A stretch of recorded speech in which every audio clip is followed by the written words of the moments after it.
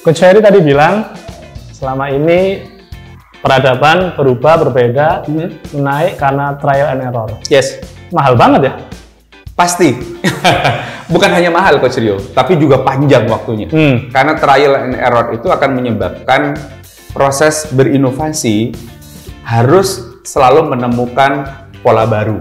Oke. Ya. Jadi pada waktu itu belum ada satu metodologi yang valid atau metodologi yang bisa menjadi template bagaimana melakukan inovasi itu, sehingga setiap proses inovasi akan dilakukan dengan pendekatan-pendekatan yang berubah-ubah. Asal coba, asal comot gitu ya, campur aja gitu. Betul. Nah, sementara tuntutan perubahan saat ini bukan hanya dunia ini terus berubah, Coach Rio.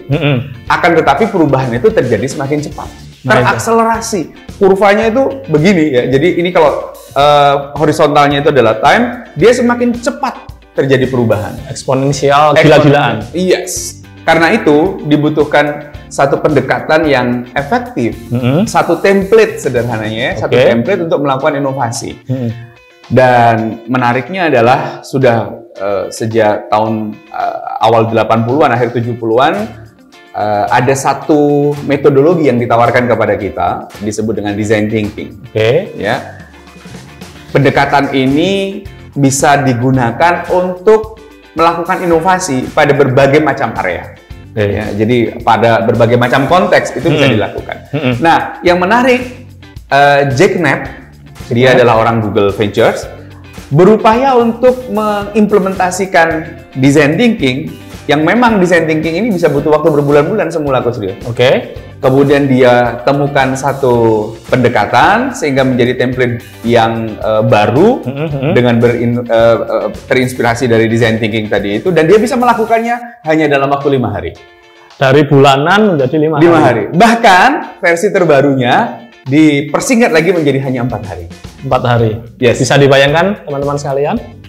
Berbulan-bulan menjadi 5 hari, dan versi terbaru menjadi 4 hari. Sebagai permulaan untuk memulai inovasi. Memang dimungkinkan setelah itu akan ada proses redesigning ya, atau refining terhadap desain yang kita buat, desain inovasi itu.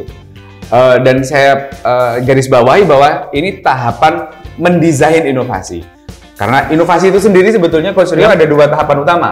Yang pertama adalah customer validation, memvalidasi kebutuhan dan tantangan yang ada pada customer atau user di pasar. User validation. Yang kedua adalah product validation.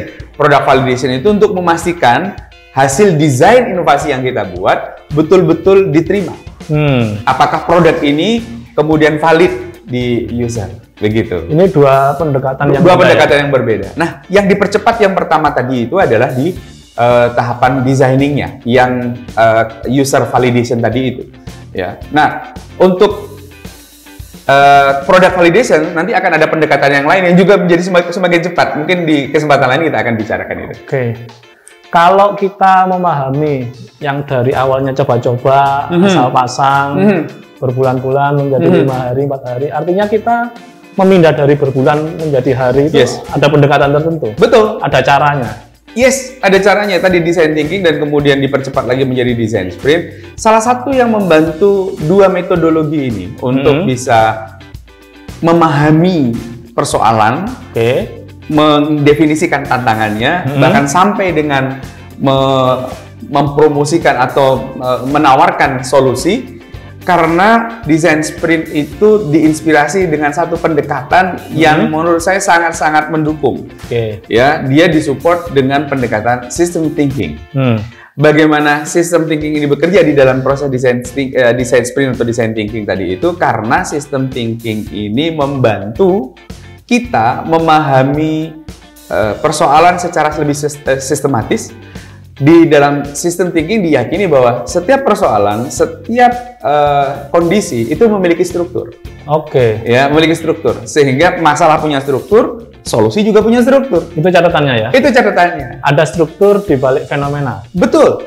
Karena dia memiliki struktur, ibarat gedung misalkan, maka kita bisa mengetahui di gedung ini komponen yang ada masalahnya ada di mana. Dia bisa di localize. Atau kalau misalkan bangunan itu adalah knockdown, bisa dibongkar pasang, maka kita bisa menyusun ulang.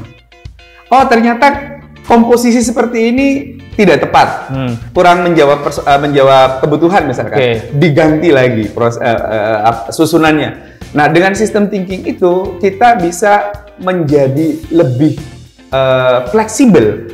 Pertama, dalam memahami masalah, yang kedua dalam menyusun solusinya. Menariknya di situ. Fleksibel untuk meletakkan, memindahkan, bahkan termasuk mengetahui ini bentuknya kayak gimana gitu ya. Betul. Diacak, diubah susunannya dan sebagainya.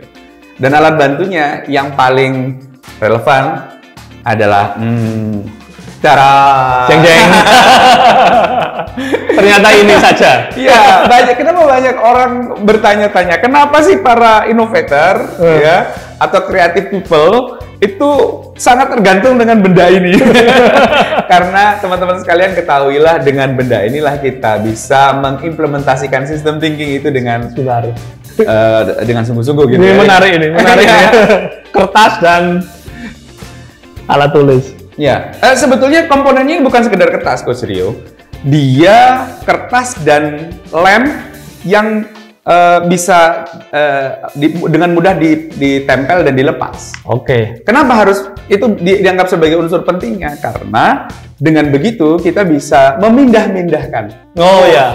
Jadi di sistem thinking itu dikenal dengan note ya. Ada note itu adalah sub idea, jadi gagasan-gagasan kecil yang menyusun gagasan besar atau menyusun sebuah ide, ya, itu disebut dengan node. Node. Yes. Nah, ketika kita memindahkan node yang ada di dalam pikiran ke kertas ini, misalkan saya mencatat satu gagasan, masalahnya adalah X misalkan, kemudian saya pindahkan ke kertas dan kemudian saya tempel, maka note ini bukan hanya menjadi milik saya, Coach Rio, tapi note ini menjadi milik publik akhirnya, milik tim yang akan melakukan proses designing itu tadi. Dengan kita pindahkan ke sini, dia menjadi tangible, yang kedua dia menjadi lebih long lasting. Beda dengan ketika kita diskusi, sekali saya menyampaikan satu gagasan, maka boleh didengar, boleh enggak, ya. Dan ada orang yang kali ini merasa tidak cukup penting apa yang saya sampaikan, tapi barangkali nanti itu justru penting. Cuman karena sudah hanya dalam bentuk ucapan, maka dengan cepat dia menguap, hilang di udara. Nggak ada bekas, nggak ada bekas. Ya, tidak ada kita nggak bisa menelusuri lagi. Begitu. Kalau ini mudah dilihat? Mudah dilihat. Karena sorry to say, kadang-kadang jangankan orang yang mendengar gagasan kita yang ngomong aja kadang-kadang bisa lupa setelah kita ngomong. Iya, tadi uang kemana ya? Nah, dengan kita pindahkan ke dalam sticky note, maka gagasan kita, teman-teman sekalian, menjadi lebih panjang waktunya dan yang menarik, Coach Rio, fleksibel.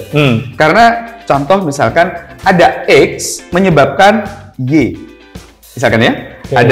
Ada situasi X menyebabkan Y. Nah, semula hipotesa kita mengatakan bahwa X menyebabkan Y. Ini kalau dari kiri, Pak ya. X menyebabkan Y. Ternyata begitu kita bahas lebih dalam, kita diskusi atau kita mentelaah lebih dalam lagi situasi tersebut, ternyata nggak begitu. Ternyata Y yang menyebabkan X. Karena ada Y, muncullah X. Nah ini. Kan kita sepakat tadi dikatakan di awal bahwa inovasi itu adalah seperti hutan yang kita masuk tanpa alat relevan untuk kita gunakan. Jadi kita tidak tahu hutan ini utaranya mana, selatannya mana, dan sebagainya. Bahkan awal akhirnya kita nggak tahu. Bisa jadi ketika kita masuk ke dalam hutan itu, ternyata yang lebih duluan yang Y, bukan yang X, misalkan begitu. Nah, dengan kita alat bantu ini, ya, sesederhana ini, begitu powerful untuk membantu pikiran kita menjadi lebih fleksibel.